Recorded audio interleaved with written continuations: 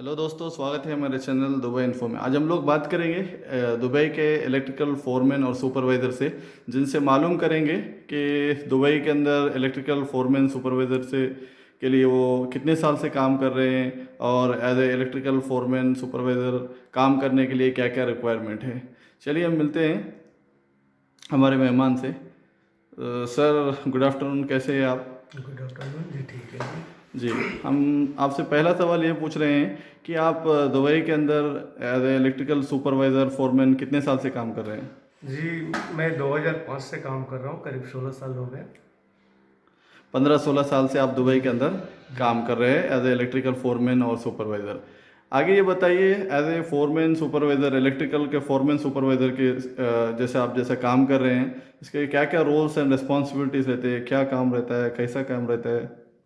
काम का देखिए तो फोरमैन अगर हैं तो उनको लेबर तो कंट्रोल करना ही पड़ता है। साथ में जितने ड्राइंग से संबंधित वर्क होते हैं या ऑफिशियल वर्क होते हैं, लेबर मैनेज करना है या ड्राइंग देखना है, या कभी कभी ड्राइंग बनाने में भी हेल्प करना पड़ता है जो ड्राफ्टमैन होते हैं उनको।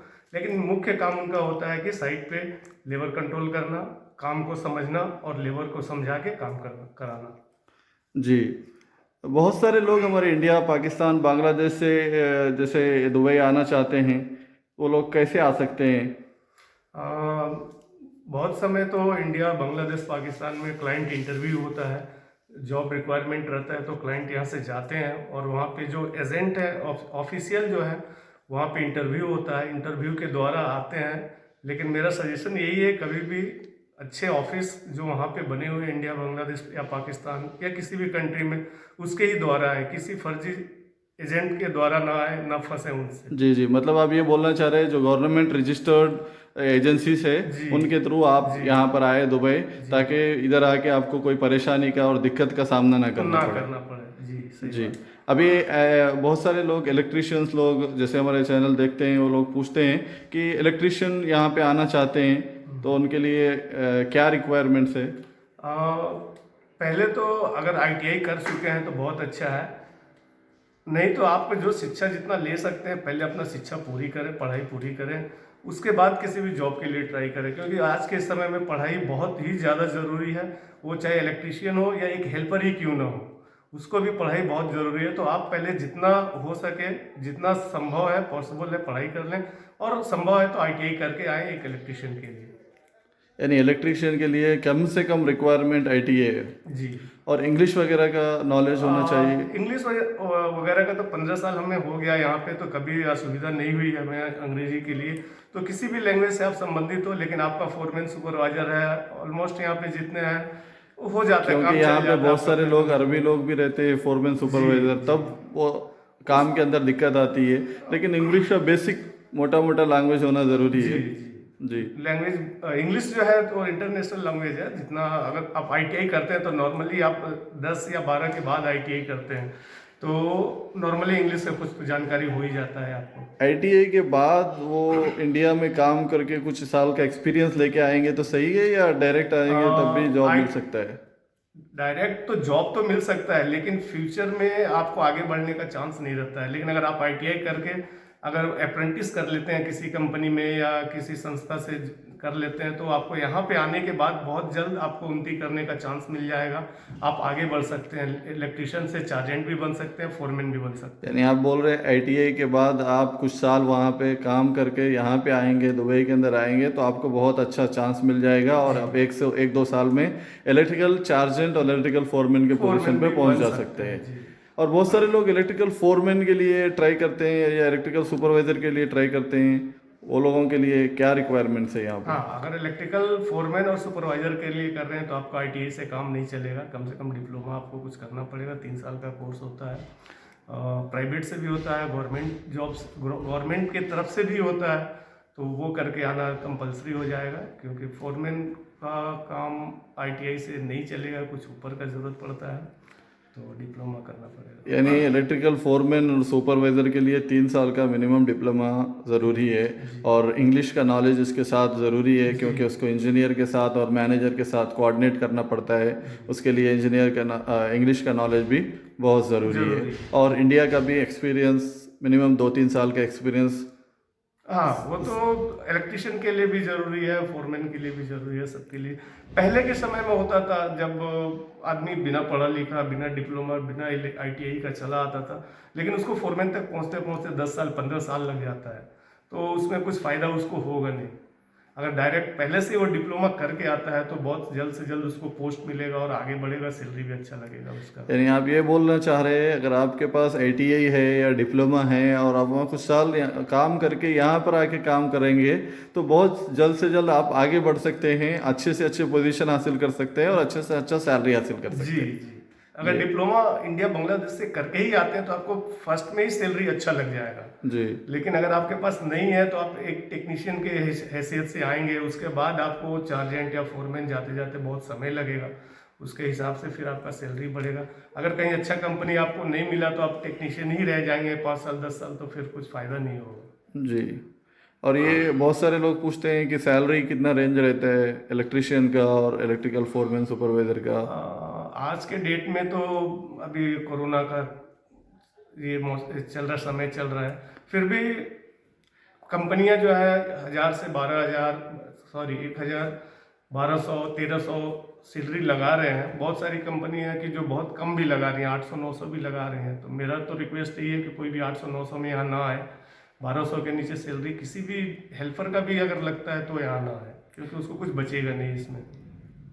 जी, मतलब आप ये कहना चाह रहे हैं कि एज ए इलेक्ट्रिशियन आप अगर दुबई आना चाह रहे हैं तो आपका सैलरी मिनिमम 1000 के ऊपर होना चाहिए, मिनिमम 1200 होना चाहिए। मिनिमम 1200 होना चाहिए, ताकि आप कुछ सेविंग कर सकते कुछ हैं। सेविंग कर सकते हैं जी। उससे ओके। कम में अगर आते हैं किसी लालच में, मजबूरी बस अगर आप आ जाते हैं तो सिर्फ कुछ बचा नहीं पाएंगे आप, उतना अपने घर पे भी आप बचा सकते हैं जो बचेगा यहाँ। सही है। नॉर्मली सैलरी रेंज कितना रहता है? अभी तो कोरोना टाइम अभी चल रहा है, नॉर्मल 1200 मिनिमम यहाँ पे चल रहा है। 1000 से लेके 1500 तक एज ए इलेक्ट्रिशियन कमा सकते हैं। हाँ हाँ। और इलेक्ट्रिकल फोरमैन और सुपरवाइजर का सैलरी कहाँ से स्टार्ट फोरमैन होता का है? 2500 से नॉर्मली स्टार्ट हो जाता है, और एक्सपीरियंस के ऊपर डिपेंड करता है। कोई पुराना फोरमैन है, 8 साल 10 साल 15 साल का है, तो 4000 भी हो सकता है, 5000 भी हो सकता है, लेकिन स्टार्टिंग 2500 से है। यानी आप ये बताना चाह रहे हैं इलेक्ट्रिशियन का सैलरी यूएई की करेंसी के अंदर, यानी दुबई के पैसे के अंदर 1000 से 1500, यानी इंडियन करेंसी में 20,000 से लेके 30,000 तक जी होता है। जी। और फोरमैन, इलेक्ट्रिकल फोरमैन और इलेक्ट्रिकल का फोरमैन का सैलरी जो स्टार्ट होता है 2500 यानी दिरहम से, यानी 50,000 रुपीज से, इंडिया के 80,000 तक। से 80,000 80,000 90,000 तक उसका सैलरी लग सकता है। लग और सकता है। इलेक्ट्रिकल सुपरवाइजर का? सुपरवाइजर का तो रेंज ऊपर हो जाता है, तो सुपरवाइजर भी 3500 से लेके 7,000 रुपये तक का सुपरवाइजर यहाँ पे मिल जाते हैं। वो एक्चुअल डिपेंड करता है उनका एक्सपीरियंस के ऊपर, लेकिन 3500 से शुरू हो जाता है। यानी 3000 इलेक्ट्रिकल सुपरवाइजर के लिए 3500 से लेके 7,000 दिरहम तक, यानी इंडियन करेंसी में 70,000 रुपीज से लेके 1,40,000 तक रुपीस मिल जाता है। जी। तो आप आपके बारे में कुछ बताइए, जैसे कि मतलब आप जो स्टार्टिंग में यहाँ पे कैसे आए थे और यहाँ पे कैसा काम रहता है, काम के बारे में बताइए, इलेक्ट्रिकल एज ए काम फोरमैन तो सुपरवाइजर मैं का। 2005 में आया था, एक इलेक्ट्रिशियन के हिसाब से यहाँ पे मैं आया था। दुबई का टर्मिनल 3, दुबई एयरपोर्ट टर्मिनल 3 में मैं वहाँ 3 साल जॉब किया। तो मैं इलेक्ट्रिशियन आया था, लेकिन हमारे काम को देखते हुए हमारी कंपनी ने 6 महीना के अंदर ही मुझे चार्जेंट का पोस्ट दिया था, और 1 साल जाते जाते मुझे फोरमैन के का भी पोस्ट मिल गया था। तब से लेके आज तक ये मेरी दूसरी कंपनी है। पहले मैं थर्मो में काम करता था, अभी मैं प्राइम इंजीनियरिंग में काम कर रहा हूँ। तो और काम का जहाँ तक है, तो काम बड़ी कंपनी में अगर आप जाते हैं तो कोई ज़रूरी नहीं है कि इलेक्ट्रिशियन आए हैं तो आपको वायरिंग ही करना पड़ेगा तुरंत, या कुछ ट्रे ट्रंकिंग। इलेक्ट्रिशियन का मैं बता रहा हूँ, उनको ट्रे का काम करना पड़ सकता है, ट्रंकिंग का काम करना पड़ सकता है, पीवीसी कंडक्टिंग का काम करना पड़ सकता है, जीआई कंडक्टिंग काम करना पड़ सकता है। अब एयरपोर्ट में मैं 3 साल काम किया या कराया था, तो उसमें कुछ इलेक्ट्रिशियन ऐसे थे जो 3 साल तक सिर्फ कंडक्ट का ही काम करते रह गए। लेकिन अगर किसी आप छोटी कंपनी में काम करते हैं तो उसमें आपको हर दिन नया जॉब मिलेगा, सब काम और करना सब पड़ेगा। काम करना पड़ेगा। बड़ी कंपनियों में तो आप एक जॉब पे रह सकते हैं, लेकिन छोटी कंपनी अगर है या छोटा छोटा कॉन्ट्रैक्ट अगर लेता है तो उसमें आपको कंडक्ट भी आना चाहिए, ट्रे ट्रंकिंग भी आना चाहिए, वायरिंग भी आना चाहिए, हर कुछ आना चाहिए उसमें। सारा काम आपको जी आना चाहिए, जी तभी आप यहाँ पे आके सरवाइव कर सकते हैं। जी। तो आप ये बताइए कि कंपनी सिलेक्शन जो होता है, मतलब छोटे कंपनी और बड़ा कंपनी, उसमें क्या फ़र्क रहता है, मतलब उससे क्या फ़ायदा ये हो सकता है? बड़ी कंपनियों में आपको नॉर्मली क्या होता है कि हर तरह की फैसिलिटी जो है, ट्रांसपोर्टिंग है, आपका फूड भी है, वो भी कंपनी प्रोवाइड करती है। आपका हर सुविधा मेडिकल वगैरह हर चीज़ प्रोवाइड करती है। लेकिन छोटी कंपनी है या छोटे लोग हैं जो 2 4 10 आदमी लेके काम करते हैं, तो हर सुविधा आपको दे नहीं पाते हैं। हर सुविधा आपको दे नहीं पाते, इसलिए कभी भी कोशिश करें तो बड़ी कंपनी जो है उसमें ही आने आने का कोशिश करें। और मेरे तरफ से तो मैं ये कहूँगा, जो सप्लाई कंपनी होती हैं जो लेबर लेके दूसरे कंपनी को देती हैं, उससे बचें, उसमें ना आए। जी, जी। ये एक सवाल मैं पूछना भूल गया था कि बहुत सारे लोग जो इंडिया, पाकिस्तान वगैरह से सिलेक्शन करके लेकर आते हैं, जैसे लेबर सप्लाई कंपनीज़, जी। उससे लेके आके वो बहुत सारे कंपनीज़ को देते हैं। क्या उसमें आना सही रहेगा या डायरेक्ट कंपनी में आना हाँ, सही मैं वही रहेगा? अभी बता रहा था कि जो सप्लाई कंपनी है, हर संभव कोशिश करें कि उसमें ना आए, क्योंकि उसमें आप फिक्स नहीं होते हैं। आज 2 दिन यहाँ काम है तो 10 दिन के बाद कहीं और आपको जाना पड़ता है, तो उसमें एकोमोडेशन का आपको प्रॉब्लम हो जाता है। हर 10 दिन 15 दिन में आपको जगह चेंज करना पड़ता है, तो आपका खाने का सिस्टम भी गड़बड़ हो जाता है, रहने का सिस्टम भी गड़बड़ हो जाता है, हर चीज़ गड़बड़। अगर आप कंपनी में आते हैं तो आपको कहीं भी, बड़ी कंपनी में आते हैं तो कहीं भी आपको 6 महीना, साल भर, 2 महीना, 1 साल, 2 साल, 3 साल भी। अभी मेरा 15 साल में मेरा ये चौथा प्रोजेक्ट है, यानी 3 साल, 3.5 साल मैं काम किया हूँ एक प्रोजेक्ट में। तो कंपनी में आने से ये फायदा है, और कंपनी में आपको सैलरी बढ़ने का चांस है। सप्लाई कंपनी में कभी नहीं बढ़ेगा। आप 10 साल रहें, 15 साल रहें, वही सैलरी आपका रह जाएगा। जी, जी। सप्लाई कंपनी में सैलरी भी बढ़ने का चांस नहीं है, और नहीं बहुत है। सारे सप्लाई कंपनीज़ आदमी लोगों को सताते भी है, सैलरी जी। बहुत लेट देते हैं जी। और बहुत कम पैसा देते हैं। जी। और अगर कभी कभी पैसा नहीं भी देते हैं। जी, कभी कभी ऐसा भी सुनने में आया, बहुत सारे केस के, कुछ आदमियों का पैसा नहीं मिला, जाने के समय बहुत प्रॉब्लम हो जाता है, पासपोर्ट नहीं मिलता, ये नहीं मिलता है, केस करना पड़ता है। लेकिन कंपनी के साथ ऐसा नहीं है। छोटी भी कंपनी है, लेकिन अगर वो कंपनी अपना खुद का काम कराता है तो प्रयास कीजिए कि छोटी कंपनी हो, बड़ी कंपनी, लेकिन कंपनी में डायरेक्ट कंपनी के अंदर आए, जी ताकि सप्लाई कंपनी की तरफ ना जाए तो ना बेहतर है। जाए तो बेहतर है। आप आखिर में कोई सजेशन देना चाहेंगे देखने वालों को?